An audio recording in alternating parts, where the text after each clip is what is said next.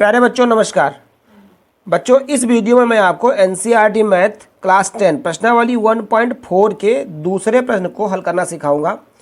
जैसा कि सवाल देखिए आपके सामने लिखा हुआ है कि ऊपर दिए गए प्रश्न में उन परिमेय संख्याओं के दशमलव प्रसारों को लिखिए जो शांत हैं। अब आपने इसके पहले के सवाल में समझ लिया है शांत और अशांत निकालना, यानी कौन सी संख्या हमारी शांत है और कौन सी संख्या अशांत है, ये आपने निकालना सीख लिया। इसमें आपको क्या करना है कि इन सभी संख्याओं को, जो संख्याएं शांत हैं, जो आपने पहले सवाल में निकाला है, उन जो संख्याएं शांत हैं उन संख्याओं का दशमलव प्रसार करना है। अब दशमलव प्रसार करने के पहले आपको मैं रफ के माध्यम थोड़ा समझाने की कोशिश करता हूँ। आपको पता होना चाहिए कि इसका नियम क्या होता है। नियम देखिए, जैसे आपके सामने लिखा हुआ है कि 13/3125। अब ये लिखा हुआ है, आपको सबसे पहले क्या करना है कि जो आपका ऊपर का अंक है उसको लिख लेंगे, नीचे वाले अंकों के आपको करना है अभाज्य गुणनखंड। जैसा कि आपने पहले कर लिया है, तो आपने अभाज्य गुणनखंड किए तो कितना आया है, 5 की घात 5 आया है। अब ये 5 की घात 5 आया है, आपको नीचे यानी हर को ऐसा कुछ करना है कि ये आपका 10 के फार में आ जाए।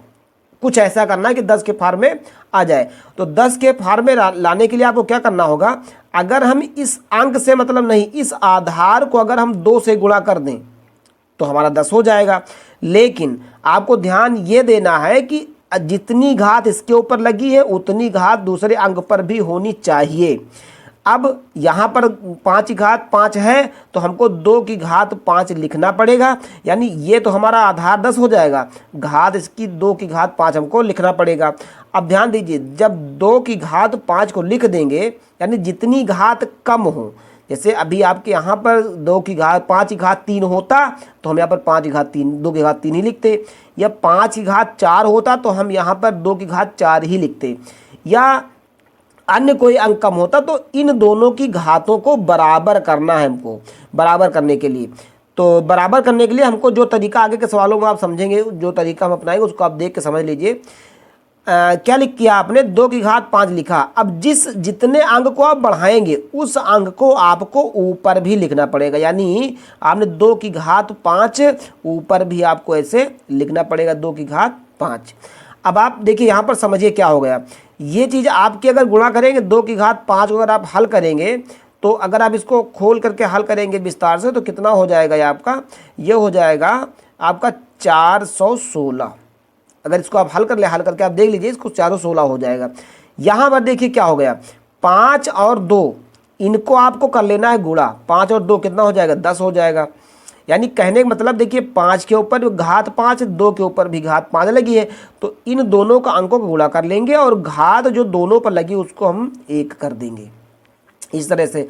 यानी इसको हम लिख सकते हैं कि 416/10 की घात 5 लिख सकते हैं। अब 10 की घात 5 का मतलब 10 को 5 बार लिख कर गुणा करिए, या 10 को 5 बार लिख के गुणा करिए, या आप 60 में समझ लीजिए कि जितने घात लगी हैं उतने एक के बगल उतने जीरो आप लगा दीजिए, एक के बगल उतने जीरो। तो 10 के ऊपर घात 5 लगी, यानी कि हमको एक के बगल कितने बढ़ाने, 5, तो 1 2 3 4 5 ये अंक हो गया, यानी कि आपका हल ये हो गया। अब देखिए आपको इसको दशमलव में बदलना है, तो दशमलव में बदलने के लिए क्या करना होगा, आपको नीचे जितने दशमलव हैं ऊपर पीछे से उतने अंकों के बाद दशमलव लगा देना है। नीचे जितने जीरो हैं ऊपर उतने अंकों के बाद आपको दशमलव लगाना है। तो कितने जीरो हैं, 1 2 3 4 5 हैं। अब आपको ऊपर पीछे से उतने अंकों के बाद दशमलव लगाना है। तो 1 2 3 अंक तो हैं, अगर अंक कम पड़ता है तो हम जीरो अपनी तरफ से बढ़ा लेते हैं। अब 5 अंक हमारे हो गए, अब आप यहाँ पर दशमलव लगा सकते हैं, और दशमलव के आगे हम 0 1 लगा देते हैं, उससे कोई दिक्कत नहीं होती है। तो अब ये आपका नीचे वाला अंक हट गया है, तो ये हो क्या गया आपका, देखिए ये हो गया 0.00416। ये अंक आपका जो 13/3125 था, यह आपका दशमलव में बटकर तैयार होगा। इसी कॉन्सेप्ट को हम सभी सवालों में अप्लाई करेंगे। जो संख्याएं शांत होंगी, अशांत संख्याओं को हम इस रूप में नहीं लिख सकते हैं, जो संख्याएं शांत हैं हम उन्हीं के ऊपर इस फार्मूले को अप्लाई करेंगे। तो उम्मीद है कि आप समझ गए होंगे। और चलिए अब सवाल को देखते ही देखिए, आपका ये पहला सवाल तो मैंने आपको समझा ही दिया है। पहला सवाल देखिए क्या कहता है, 13/3125 3125, तो आपने इसको लिख लिया है 13/3125। इसका अगर आप गुणनखंड करेंगे, अभाज्य गुणनखंड, तो कितना हो जाएगा, ये आपका हो जाता है 13/5 ये हो जाएगा। अब क्या करना होगा, इसको हमको 10 के फॉर्म में करने के लिए क्या करना होगा, 2 की घात 5 से गुणा करेंगे, और अगर 2 की घात 5 से इसको गुणा करेंगे तो 2 की घात 5 से हमको ऊपर वाले भी अंक को करना पड़ेगा। इसको अब हम कर लेंगे। अगर इसको हम गुणा कर लेंगे 2 की घात 5 25 हो जाएगा, और इसको अगर गुणा करेंगे तो आपका हो जाएगा 13 × 25 बटा 2 और 5, इन दोनों अंकों का कर लेना गुणा, कितना हो जाएगा 10। दोनों के ऊपर घात 5 लगी तो इन 10 के ऊपर लगा देंगे घात 5। 13 25 को अगर गुणा करेंगे तो कितना हो जाएगा आपका, ये 416 हो जाएगा। अब 1 के बगल कितने जीरो लगाने हैं आपको, 5, तो ऐसे लिख देंगे 1 के बगल 1 2 3 4 5, ये अंक हो गया। अब आपको इसको दशमलव कर देना है, ऊपर आपको, नीचे आप जीरो गिन लीजिए, जितने जीरो हो ऊपर उतने अंकों के बाद दशमलव लगा दीजिए। तो 5 जीरो हैं, यानी कहने का मतलब इसको हम लिख सकते हैं 416। अब 5 अंक हैं तो 1 जीरो आगे बढ़ा लेंगे, 2 बढ़ा लेंगे तो 5 अंक हो गया। यहाँ लगा देंगे दशमलव और इसके पहले लगा देंगे हम जीरो, और ये आपका हो गया आंसर। इसी तरह से आपको अन्य सवालों को भी लगाना है। तो अगला सवाल देखिए क्या लिखा हुआ है कि 8/17, 8/17 गलत हो गया, ये आपका 17/8 होता है। ये कितना होगा, 17/8, सॉरी 17/8। 17/8 को लिखने के लिए क्या करेंगे, 8 के अभाज्य गुणनखंड करना, तो क्या लिख सकते हैं इसको, 17/8 को हम लिख सकते हैं 2 की घात 3। अब 2 की घात अगर 3 लिख देंगे हम, तो 2 तो हमारा आ गया लेकिन 5 तो है नहीं, तो क्या करना पड़ेगा आपको, गुणे 5 की घात 3, तभी तो आपका 10 बनेगा। ये 5 की घात 3 इसको बढ़ाना पड़ेगा, और अगर 5 की घात 3 से हमने नीचे गुणा किया है तो 5 की घात 3 से हमको ऊपर भी गुणा करना पड़ेगा। अब 5 की घात 3 और 17 अगर आप इनको गुणा करेंगे तो गुणा करके आप देख लीजिए ये कितना हो जाएगा आपका, 21 25 होगा। इसको हम क्या करेंगे, 2 और 5 गुणा करेंगे, हो जाएगा 10। अब 10 के ऊपर देखिए, दोनों के ऊपर क्योंकि 3 घात तो क्या लगा देंगे, घात 3 बराबर। इसको हम लिख सकते हैं, इसको लिख सकते हैं 21 25 बटा 1 के बगल कितने जीरो लगाना आपको, 3, 1 2 3 जीरो। अब आप यहाँ पर समझ लीजिए कि कितने अंक है नीचे आपके हर में, 1 2 3, कितने जीरो है, 1 2 3 जीरो है। ऊपर आपको 3 अंक के बाद लगा देना है दशमलव, यानी इसको हम लिख सकते हैं कि 21 25, 3 अंक के बाद लगाएंगे दशमलव, 1 2 3, इस तरह से आपका हो जाएगा 2.125, और इसी को हम लिख सकते हैं इसका आंसर। चलिए अगला सवाल क्या लिखा हुआ आपके सामने, 64/455, 64/455। तो हमको 455 के अभाज्य गुणनखंड अगर करेंगे तो क्या हो जाएगा, 64 बटा अभाज्य गुणनखंड इसके क्या हो जाएंगे, 5 × 7 × 13। अब देखिए 5 × 7 × 13, आप क्योंकि 7 और 13 आ गया है तो इसका मतलब ये संख्या आपकी क्या हो जाएगी, अशांत। अब आपको इस संख्या में कुछ भी करने की जरूरत नहीं है, केवल हमको शांत संख्याओं में फार्मूला अप्लाई करना, इन संख्याओं में करने की बिल्कुल जरूरत नहीं है। चलिए अगला सवाल देखिए, लिखा हुआ है 15/1600। अब 15/1600 के अगर हम अभाज्य गुणनखंड करेंगे तो ये क्या हो जाएगा आपका, ये 15, 1600 के अगर अभाज्य गुणनखंड करेंगे तो क्या हो जाएगा, 2 की घात 6 गुणे 5 की घात 2। अब आप समझिए यहाँ पर 2 की घात 6 है, 5 की घात 2, अगर इसको आप ये आप अभाज्य गुणनखंड करेंगे तो इतना ही आएगा। अब लेकिन ये बराबर तो हो नहीं रहे क्योंकि 2 की घात 6 लगी है और यहाँ पर 5 की घात तो 2 लगी है, तो क्या करें कि हमारा 5 की घात भी 6 हो जाए। कहने का मतलब अब अगर हम 5 की घात 4 से इसको गुणा कर देंगे तो 5 की घात 4, 5 की घात 2, कितना हो जाएगा, 5 की घात 6। तो ये आपका दोनों घातें बराबर हो जाएंगी। तो 5 की घात 4 से हमको ऊपर भी गुणा करना पड़ेगा, क्या लिखेंगे, 5 की घात 4। अब अगर इसको 5 की घात 4 और 15 को आपस में आप गुणा करेंगे तो ये आपका कितना हो जाएगा, 9375 बटा, अब देखिए इसको हम क्या ले सकते हैं, 2 की घात 6 गुणे 4 और 2 कितना हो गया, 5 की घात 6, इसे ले सकते हैं, बराबर 93 75 तो आपका लिखा ही है ये। 5 और 2 गुणा कर लेंगे, 5 दूनी 10, दोनों के ऊपर घात 6 तो क्या लगा देंगे घात 6। इस तरह इसको लिख सकते हैं। अब 93 75 बटा 1 के बगल कितने जीरो लगाना आपको 6, तो लगा देंगे 1 2 3 4 5 6 जीरो हो गए। और 6 जीरो अगर हो गए हैं तो आपको ऊपर जो है उनमें 6 अंक के बाद क्या लगाना दशमलव लगाना।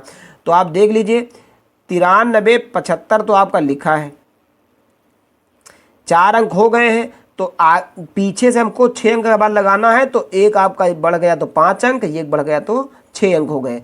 अब आप यहाँ क्या लगा देंगे दशमलव, इसके आगे जीरो बढ़ा देंगे और ये संख्या आपकी दशमलव में बदल गई। इसी को हम लिख सकते हैं इसका आंसर। अगला पॉइंट देखिए क्या लिखा है आपका 29 बटा 343। अब 29 बटा 343 के अगर अभाज्य गुणनखंड करेंगे तो यह आपका आएगा 7 की घात 3। अब ना तो इसमें 2 है और ना ही इसमें 5 है, तो ये आपका अशांत दशमलव, इसमें आपको कुछ भी करने की ज़रूरत नहीं है। चलिए अगला सवाल देखते हैं। अगला खंड आपका लिखा है देखिए 23 बटा 2 की घात 3 और 5 की घात 2 लिखा है। अब 2 और 5 देखिए 5 की घात 2 है और 2 की घात 3 है, यानी 5 में एक घात कम है, तो हम इसको क्या लिखेंगे, इसको हम लिखेंगे 23 बटा 2 की घात 3 गुणे 5 की घात 2 गुणे 5, यानी एक 5 अगर बढ़ा देंगे तो ये 5 और 2 घात कितने हो जाएंगे 3 हो जाएंगी। अब बढ़ाया हमने क्या है, एक 5 बढ़ाया तो एक 5 आपको ऊपर भी बढ़ाना पड़ेगा 5। इसको अगर हल करेंगे तो कितना हो जाएगा 23 पंचे आपका 115 हो जाता है। इसमें देखिए क्या हो जाएगा 2 की घात 3 गुणे ये एक 5 इसका और ये 2 कितना हो गया 5 की घात 3, दोनों की घात 3 हो गई। लिख सकते हैं इसको 115 बटा 10 की घात 3 लिख सकते हैं। अब इसको आगे विस्तार करेंगे तो हो जाएगा 115 बटा 1 के बगल कितने जीरो लगाना आपको 3, 1 2 3, तो कितने जीरो आए 3 आए, तो 1 2 3 यानी 3 अंक के बाद हमको लगाना दशमलव, हो जाएगा 1 1 5 1 2 3 अंक, यहाँ लगा देंगे दशमलव और यहाँ पर हम लगा देंगे जीरो, यह आपका दशमलव में बदल गया और इसी को हम लिख देंगे इसका आंसर। अगले सवाल में देखिए आपका 129 बटा 2 की घात 2 5 की घात 7 और 7 की घात 5, यानी ये संख्या आपकी क्या हो जाएगी अशांत, इसमें आपको कुछ भी करने की ज़रूरत नहीं है। अगला सवाल 6 बटा 15, तो 6 बटा 15 यानी इसको हम गुणनखंड कर सकते हैं 2 गुणे 3 कर सकते हैं, 15 कर सकते हैं क्या हम 15 का हम लिख सकते हैं 5 गुणे 3। अब 5 गुणे 3 अगर करेंगे देखिए 3 से 3 तो कैंसिल हो जाएगा, तो क्या बचेगा आपका 2 बटा 5 बचेगा। अब 5 तो है लेकिन 2 इसमें नहीं है, तो हम यहाँ पर 2 बढ़ा लेंगे, 2 बढ़ा लेंगे तो 5 10 के रूप में हो गया। अगर 2 बढ़ाए हैं तो 2 हमको ऊपर भी बढ़ाना पड़ेगा, तो क्या हो जाएगा 2 दूनी 4 और ये 5 दूनी 10। अब केवल एक अंक है तो हमको एक अंक के बाद दशमलव लगाना है, यानी इसको क्या ले सकते हैं हम बराबर 4 के बगल दशमलव लगा देंगे, उसके बाद यहाँ पर क्या लिख देंगे 0.4। यह आपका हो गया 8वां खंड। 9वां देखिए क्या लिखा है 35 बटा 50, तो 35 बटा 50 को हमको लिखना है, तो ये तो 50 आपका, पहले इसको 100 बनाना है, तो इसको हम क्या लिखेंगे 35 बटा 50। अब 50 को हम किससे गुणा करेंगे 100 बन जाए, यानी 2 से गुणा कर लेंगे तो 100 के रूप में हो जाएगा। अगर इसको 2 से किया है तो इसको 2 से करना पड़ेगा, गुणा कर दीजिए तो 35 दूनी आपका 70 हो गया और 50 दूना कितना हो गया 100 हो गया। अब कितने अंक के बाद दशमलव लगा देखिए 2 अंक के बाद, 2 अंक के बाद लगाना है, तो हम क्या लिखेंगे इसको 7 0, 2 अंक तो हमारे हैं ही, 2 अंक के बाद लगा दिया हमने दशमलव, यहाँ लिख देंगे हम 0, तो क्या हो गया आपका 0.70 और दशमलव के बाद 0 कोई महत्व होता है, इसको क्या लिख सकते हैं 0.7 लिख सकते हैं और इस तरह से आपका ये भी कंप्लीट हुआ। अगला आपका 77 बटा 210, तो 77 बटा 210 के अगर अभाज्य गुणनखंड करेंगे तो क्या आएगा 2 गुणे 3 गुणे 5 गुणे 7। अब 2 5 तो है लेकिन इसमें 3 और 7 भी है, इसलिए संख्या कैसी होगी आपकी अशांत होगी। इस तरह से आपका ये दूसरा नंबर सवाल लगकर तैयार हो गया। चलिए आपको सवाल नंबर 3 पर लेके चलते हैं। तो सवाल नंबर तीसरा देखिए क्या कहता है। लिखा है कि कुछ वास्तविक संख्याओं के दशमलव प्रसार नीचे दर्शाए गए हैं। प्रत्येक स्थिति के लिए निर्धारित कीजिए कि यह संख्या परिमेय संख्या है या नहीं। यदि यह परिमेय संख्या है और p बटा q के रूप की है तो आप q के अभाज्य गुणनखंडों के बारे में क्या कह सकते हैं जी। तो रफ से समझिए। देखिए सबसे पहले तो ये कि जो संख्याएं शांत होती हैं वो परिमेय होती हैं। जितनी संख्याएं आपके शांत होंगी वो सभी संख्याएं परिमेय होती हैं, और जो संख्याएं अशांत होती हैं वो सभी संख्याएं क्या होंगी, आपकी अपरिमेय होंगी। तो आप यहाँ पर ये देख लीजिए कि कौन कौन संख्या शांत है। देखिए ये पहली संख्या आपकी लिखी है 43 के बगल आपके ये अंक लिखे हैं। तो अब क्योंकि अगर इसके ऊपर कोई बार लगा होता तो ये संख्या रिपीट होती, इसमें कोई संख्या बार बार रिपीट भी नहीं हो रही है, इसका मतलब ये संख्या कैसी होगी, आपकी शांत होगी। और शांत होगी तो ये क्या होगी आपकी, ये परिमेय होगी। ये आपका निश्चित हो गया। ये कैसी होगी, परिमेय होगी।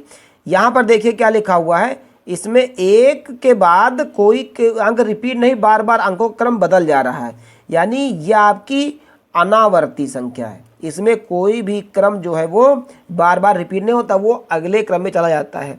अच्छा, तो यह आपकी अपरिमेय संख्या हो जाएगी। यहाँ पर देखिए क्या कहता है कि लिखा वही अंक है लेकिन इसके ऊपर बार लगा है। अब बार का मतलब यह है कि यही संख्याएं बार बार रिपीट हो जाएंगी, बार बार यही संख्याएं रिपीट हो जाएंगी। तो यानी कहने का मतलब ये भी आपकी संख्या क्या हो जाएगी, ये परिमेय। शांत तो है लेकिन ये संख्या जो है बार बार रिपीट हो जाएगी, तो ये संख्या क्या हो जाएगी, ये भी परिमेय हो जाएगी। अब अगर परिमेय हो जाएगी तो सवाल ये कहता है कि Q के अभाज्य गुणनखंडों के बारे में आप क्या कहेंगे, यानी इसके Q के इसको P बटा Q के रूप में कीजिए, और P बटा Q के रूप में करने के बाद इसका जो Q का मान हो यानी अभाज्य गुणनखंड जो करेंगे उसके बारे में क्या कहेंगे, वो किस रूप में होंगे, वो 2 और 5 के रूप में होंगे, यानी 2 की पावर n 5 के पावर m के रूप के होंगे अथवा नहीं होंगे। तो चलिए करके आपको दिखाते कि होंगे या नहीं होंगे, और होंगे तो क्या क्या होंगे। जैसे सबसे पहले देखिए आपका क्या लिखा हुआ है, 43 के बगल इतना ये अंक लिखे हैं, तो इसको हम क्या लिख सकते हैं कि 43.1 2 3 4 5 6 7 8 9। अब अगर इसको हमको P बटा Q के रूप में करना हो तो क्या लिख सकते हैं, इसको हम इसको लिख सकते हैं 43 1 2 3 4 5 6 7 8 9, यानी 43 के बगल 9 जीरो हैं, तो इसको हम नीचे क्या लिखेंगे, 1 के बगल 1 2 3 4 5 6 7 8 9, 9 जीरो हम बढ़ा देंगे। अब देखिए ये 10 की घात में है, 10 की घात में है। तो हम अभी पिछले सवाल में मैंने क्या किया कि जितने इसके ऊपर जितनी घात लगी होती थी उतने हम बगल जीरो बढ़ा लेते थे। अब यहाँ पर आप समझ लें जितने अंक जितने जीरो हैं, इसका मतलब उतनी घात n के और 2 के और 5 के ऊपर लगेंगी। अब अभाज्य गुणनखंड अगर करेंगे तो ये क्या हो जाएगा, ये आपका हो जाएगा 2 की घात 9 और गुणे 5 की घात 9 के रूप का होगा। यानी क्योंकि यहाँ 9 जीरो लगे हैं, इसका मतलब जो इसके अभाज्य गुणनखंड होंगे वो 2 की घात 9 और 5 की घात 9 के रूप के होंगे। अब एक शब्द देखिए, आपका काम यहाँ पर कंप्लीट है, लेकिन अगर आप स्पष्टता के लिए कुछ लिख देंगे तो ज़्यादा अच्छा रहेगा। क्या लिख देंगे, क्योंकि दशमलव प्रसार शांत है, यहाँ पर ऐसे लिख दीजिए आप, क्योंकि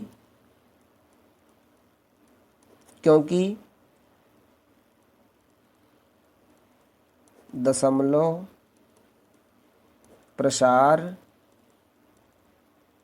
शांत है, इसलिए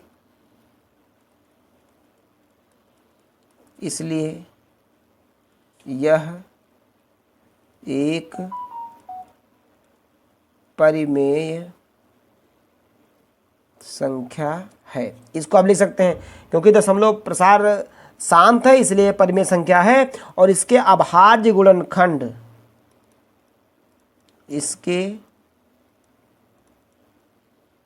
अभाज्य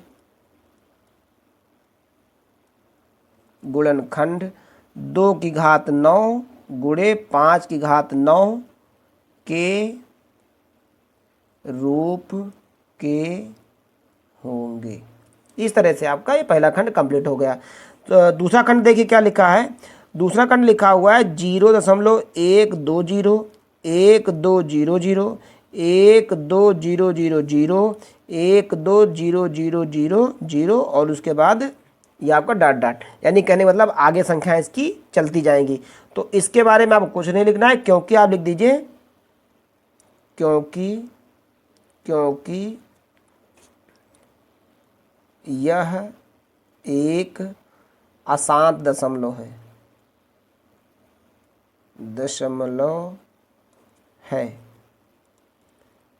अशांत दशमलव है, इसलिए यह अपरिमेय संख्या होगी। अब आगे इसके बारे में आपको कुछ भी लिखने की जरूरत नहीं है। तो तीसरा खंड देख लीजिए। इसका तीसरा खंड क्या लिखा हुआ है? तीसरा खंड इसका लिखा हुआ है 43.12, वही आपकी संख्या लिखिए 43.123456789। इसके ऊपर क्या लगा हुआ है? बार लगा हुआ है। अब आप यहाँ बात समझ लीजिए, यहाँ से समझिए, क्योंकि ये एक निश्चित संख्या थी, इसके ऊपर 9 बार लगा था, और इसको कहते हैं ये संख्याएं, क्योंकि ये संख्याएं बार बार रिपीट होंगी, तो हम यहाँ पर लिखेंगे, वही हम लिख देंगे। अगर इसको हम P बटा Q के रूप में करेंगे तो क्या हो सकता है? ये आपका ये हो जाएगा 43 1 2 3 4 5 6 7 8 9 बटा क्या लिखेंगे इसको हम 1 2 3 4 5, अच्छा बटा में इसके 9 तक तो हम लिख देंगे, और 9 तक लिखने के बाद 1 2 3 4 5 6 7 8 और 9 तक तो लिख देंगे, लेकिन बार लगा इसका मतलब और 9 आ जाएंगे। अब आगे 9 का मतलब कई बार इसको ले सकते हैं, अनंत बार ले सकते हैं, यानी 9 इसके बगल बहुत सारे आ जाएंगे। तो इसको हम क्या लिखें? क्योंकि अच्छा, इसको हम क्या लिख सकते हैं? इसके अभाज्य गुणनखंड 2 और 5 के रूप के तो होंगे, लेकिन 9 के 0 कितने लगेंगे ये हम गिनती नहीं बता सकते हैं, क्योंकि बार लगने का मतलब अनंत बार लग गया है, तो इसके ऊपर गिनती कितनी भी हो सकती है वो हम बता नहीं सकते हैं। तो ये 2 और 5 के रूप के होंगे ये तो निश्चित है, लेकिन 0 कितनी बार लगेंगे ये निश्चित नहीं है। अब अगर ये निश्चित नहीं है तो हमको क्या लिखना है? क्योंकि दशमलव प्रसार शांत है, इसलिए यह संख्या परिमेय होगी तथा Q के अभाज्य गुणनखंड 2 गुणे 5 के रूप के होंगे। बस आप अब ध्यान दीजिए, यहाँ पर मैंने घात में नहीं लिखा है, ऊपर तो मैंने घात में 9 लिखा है क्योंकि यहाँ पर निश्चित अंक है, लेकिन इसमें घात मैंने नहीं लिखा क्योंकि यहाँ पर इसके अंक निश्चित नहीं है। तो मुझे उम्मीद है कि आपकी समझ में दोनों सवाल आए होंगे।